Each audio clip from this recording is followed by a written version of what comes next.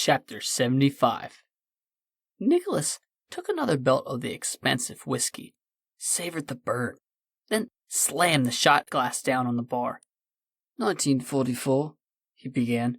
Something comes in, crashing, impacting deep in the harbor of Sycamore Downs. After splashdown, this unknown element buries itself in the harbor floor.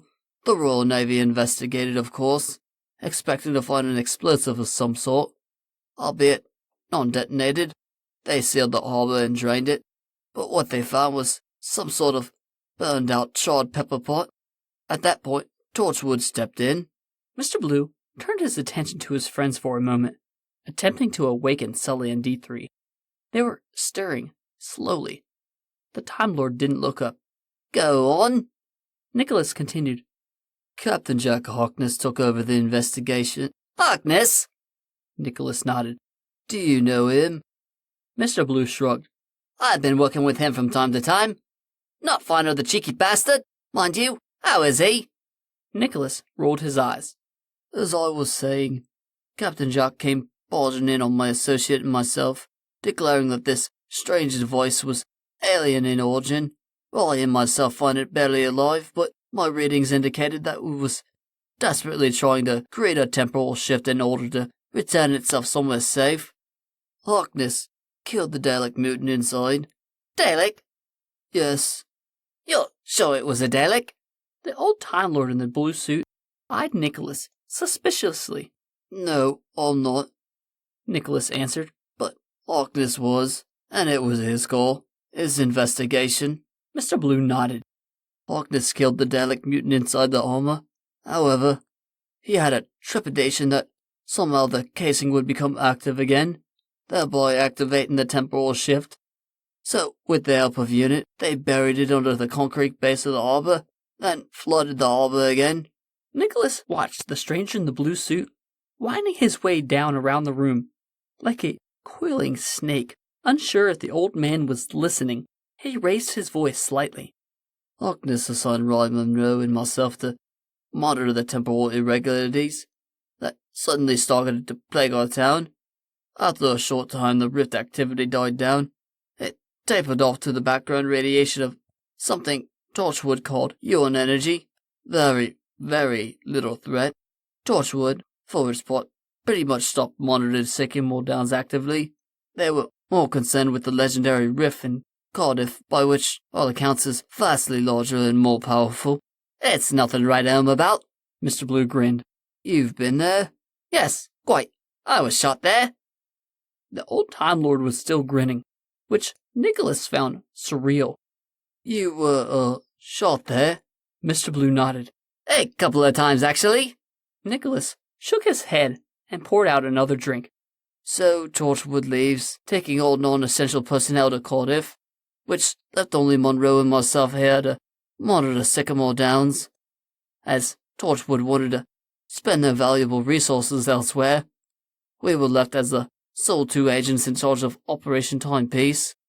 The stranger in the blue saddled up to the bar directly in front of Nicholas. Where's your fellow agent? A while back, we received a very strange reading, then abruptly the rift manipulator sparked into life, Nicholas answered. We did some experimenting. We did research. This ultimately led to the conclusion that the dormant remnants of the temporal energy here had become active again. Torchwood was busy. Harkness was off-world. UNIT simply ignored us. The only thing we thought we could do was head straight to London, prove our theories. Mr. Blue lightly tapped the bar. That doesn't answer my... He's dead, Nicholas snapped. We're on our way back to London when we were hit by a drunk driver. Ryan Monroe was killed instantly. I spent the following 5 months in a hospital. Nicholas sighed heavily. The Time Lord said nothing. Eventually, Nicholas cleared his throat, continuing. After a full recovery, I was reassigned to Operation Timepiece. Why would they send you back here? Mr. Blue looked incredulous. After everything that happened to you? Your partner? All the insensitive bottom-line thinking? Nicholas interrupted him. I asked to be assigned here. The stranger in the blue suit closed his mouth. Torchwood didn't want to send me to Sycamore Downs. They explained that absolutely nothing ever happens here, but I told them I wanted a quiet life. Mr. Blue's eyes were wandering again. They drifted around the room, following the strange alien technology and its advanced pipe casing as it wound from the attic down through the basement.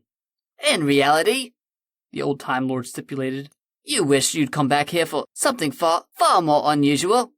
His enormous azure eyes finally settled directly onto Nicholas. Nicholas averted his eyes, looking down at his shot glass. Suddenly, Mr. Blue jumped up from the bar stool, arms wide. Fact is, you've continued your research into the temporal rift. You've expanded the cellar. In fact, it looks like you've wired most of the building into the time embolism's energy. Not only have you found a way to measure the fluctuations of the rift, you have somehow managed to manipulate the rift's powers for your own use. It's been a long time, Nicholas said. I figured out to set up the localized time loop said that food doesn't age. Here in the bar I found a picture of Rye far older than he was when he died. Things have been strange. Not too far back I registered an unprecedented spike in the rift. Something crashed here and was leaking urine energy.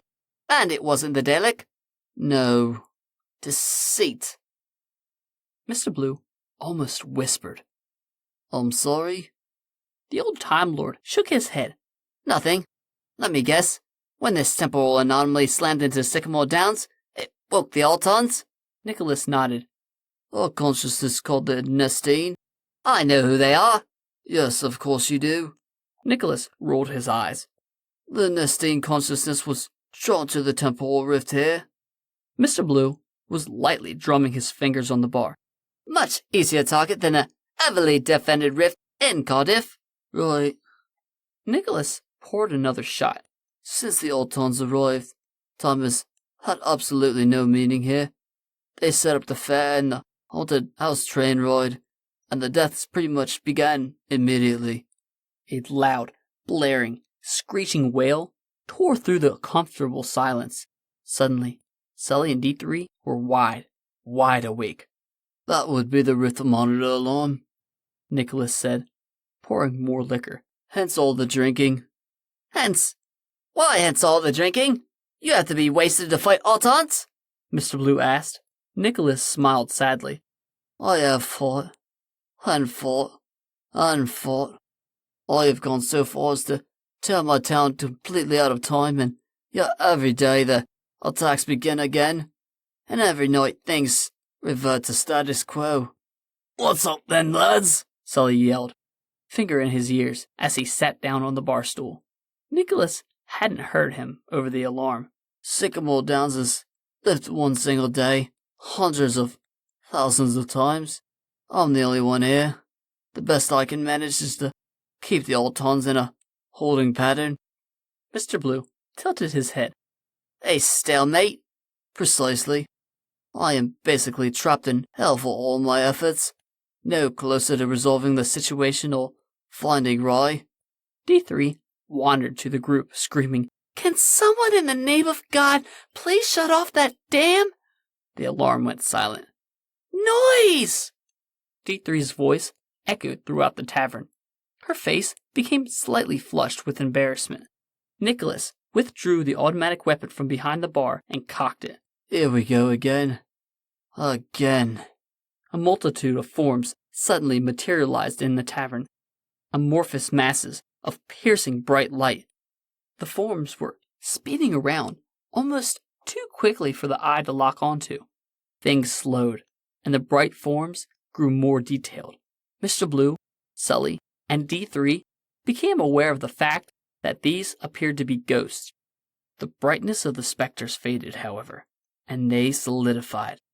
The forms became normal, everyday people.